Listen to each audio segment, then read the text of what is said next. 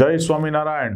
Welcome to RPA learning hub. વિદ્યાર્થી મિત્રો, last સેશનની અંદર આપણે સમતાપ આવરણ પર આધારિત કેટલાક પ્રદૂષણના એમસીક્યુની ચર્ચા કરેલી. હવે આપણે મિત્રો આજે જળ પ્રદૂષણ પર આધારિત એમસીક્યુની ચર્ચા કરીએ. તો સૌથી પહેલા તો જળ પ્રદૂષણ પર આધારિત એમસીક્યુ નંબર 1.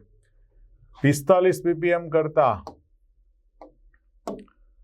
વધુ જો માત્રામાં નાઇટ્રેટ યુક્ત પાણી હોય, નાઇટ્રેટની તમને બધાને ખ્યાલ જ છે, તેનાથી મિથિનોમોગ્લોબેનિયા નામનું રોગ થાય, જે બ્લુ બેબીના નામે પણ ઓળખાય છે. કયા નામે ઓળખાય છે? Blue baby. આ એવું નથી પેલું એલિયન આવ્યું એના જેવું થઈ જાય, પણ આ ખાલી નામ છે. બરાબર. ચાલો, પીવાના પાણીમાં કેટલા માત્રામાં ફ્લોરોસિસ રોગ માટે જવાબદાર છે? તો મિત્રો 2 ppm કરતા જો વધુ પાણી પીતા હોઈએ એટલે ઓલમોસ્ટ 10 ppm સુધી વહી જાય, પછી 100 ppm સુધી આવે. એટલે જેટલું ફ્લોરિન વધે એટલું આપણા માટે ફ્લોરોસિસનો રોગ કરે. ફ્લોરોસિસના રોગમાં મિત્રો દાંતના જે પેઢા હોય નબળા પડી જાય. પહેલા તો એમ નબળા પડે, પહેલા દુખે, પછી દાંત ઢીલા પડે, પછી દાંત પડી જાય, પછી બેન્ડ થાય, આમ રહે, પછી કમરેથી બેન્ડ થાય, એવું બધું થાય. ચાલો નેક્સ્ટ. પીવાના પાણીની પીએચ પાણીમાં ખાલી જગ્યા ક્લોરિનેશનની અસર ઘટાડે. એ છે મિત્રો 8.5. જો 8.5 કરતા પીએચ વધી ગયું એટલે પાણી થઈ ગયું બેઝિક, અને બેઝિક પાણીમાં ક્લોરિનેશન થતું નથી. ઓકે, ચાલો નેક્સ્ટ. નીચેના પૈકી ખાલી જગ્યા પાણીના પ્રદૂષણ માટે જવાબદાર છે? જો ધુમ્મસ જે છે એ હવાના પ્રદૂષણ માટે જવાબદાર છે. ઔદ્યોગિક કચરો જે છે એ જમીનના પ્રદૂષણ માટે જવાબદાર છે. બરાબર. પછી આ પાણીમાં પણ આવતું હતું. સોડિયમ ક્લોરાઇડ છે એ જવાબદાર નથી. લીલ છે એ પણ જવાબદાર નથી. એ હવાના પ્રદૂષણને પ્રદૂષિત કરે. મતલબ આપણો જવાબ થશે. ચાલો મિત્રો, હવે આપણે 5મો સવાલ લઈએ. કઈ ધાતુ વડે પાણી પ્રદૂષિત થાય છે? તો મિત્રો પાણીના પ્રદૂષણ માટે મર્ક્યુરી, કેડમિયમ, નિકલ અને આર્સેનિક યુક્ત સંયોજનો જવાબદાર છે. તો આપણા જવાબમાં જુઓ, આપણે કેડમિયમ આપેલું છે એટલે આપણો જવાબ આવશે કેડમિયમ. રેડી? નેક્સ્ટ. કઈ પદ્ધતિ વડે પાણીના પ્રદૂષણને નિયંત્રિત કરી શકાય? અધિશોષણ પદ્ધતિ ચાલે, આયન વિનિમય પદ્ધતિ ચાલે. આ પદ્ધતિથી મિત્રો કઠિન પાણી નરમમાં ફેરવાય, મતલબ બધા ક્ષારો નીકળી જાય.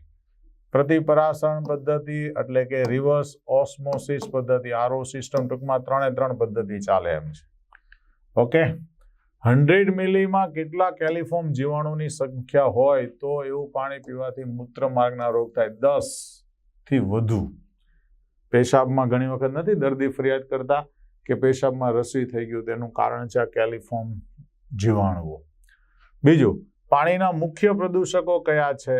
તો કે પાણીના મુખ્ય પ્રદૂષકો જે છે સુએઝ અને ઘરેલું પાણી એ બી છે, ઔદ્યોગિક નકાવું પાણી એ બી છે. એટલે એનો મતલબ ઉપરના બધા જ છે, પ્રદૂષક જ કહેવાય ને.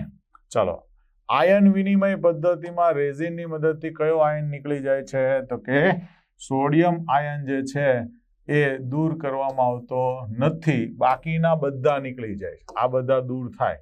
કઠિન પાણીની કઠિનતા કેલ્શિયમ, મેગ્નેશિયમ ના ક્લોરાઇડ અને સલ્ફેટને લીધે હોય છે. અને આ બધાને દૂર કરવા માટે આયન વિનિમય પદ્ધતિમાં રેઝિન વાપરવામાં આવે. રેડી? ચાલો નેક્સ્ટ. પીવાના પાણીને જંતુ મુક્ત કરવા માટેની સૌથી સરળ સુરક્ષિત પદ્ધતિ કઈ છે? તો ઉકાળવાની. બરાબર છે. ઉકાળો એટલે ઝડપથી દૂર થઈ જાય. ચાલો નેક્સ્ટ.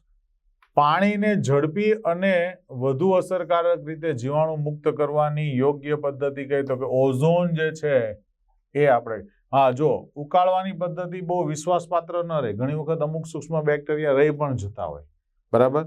ચાલો નેક્સ્ટ. પાણીના ક્લોરિનેશન માટે લીટર પાણીમાં કેટલો બ્લીચિંગ પાવડર જોઈએ? તો 1 લીટરે 5 ગ્રામની જરૂર છે. 5 ગ્રામ બ્લીચિંગ પાવડર પર 1 લીટર, આટલાની જરૂર પડે. એ પ્રમાણે આપણે ખાસ કરીને કૂવાના પાણી કે એમાં બહુ જંતુ વધી ગયા તેમાં બ્લીચિંગ પાવડર નાખી દેવામાં આવે છે, પણ મૂઠા ભરીને નહીં નાખવાનું, ગણતરી કરીને નાખવું પડશે. ચલો, પીવાના પાણીમાં ફ્લોરાઇડ એટલે કે F- નું પ્રમાણ કેટલું હોય તો દાંત ઉપર કથ્થઈ બદામી રંગના ડાઘા પડે. મિત્રો એનું પ્રમાણ 2 ppm થી વધી જાય એટલે ફ્લોરોસિસ થાય ને એમાં જ તમને બદામી રંગના ડાઘા પડે. બહુ વધી જશે એટલે દાંત પડી જશે. ચલો, પ્રતિપરાસરણ પદ્ધતિમાં અર્ધપારગમ્ય પડદા કેટલા છિદ્ર હોય છે તો કે 10⁻⁴ માઇક્રોન, મતલબ 0.0001 સુધીના હોય. નેક્સ્ટ લઈએ, દાંત અને હાડકાની જરૂરિયાત મજબૂતાઈ માટે કયો ઘટક જોઈએ તો કે ફ્લોરિન. એટલે તમે જો ટૂથપેસ્ટમાં ફ્લોરિન એડ કરવામાં આવે.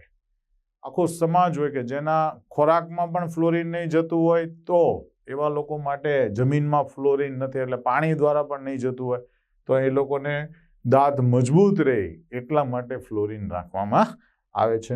તો મિત્રો અહીંયા આપણે ફરી પાછા મળીશું. ત્યાં સુધી નમસ્કાર કરીએ, છૂટા પડીએ. જય સ્વામિનારાયણ. આનંદમાં રહો, ખુશ રહો.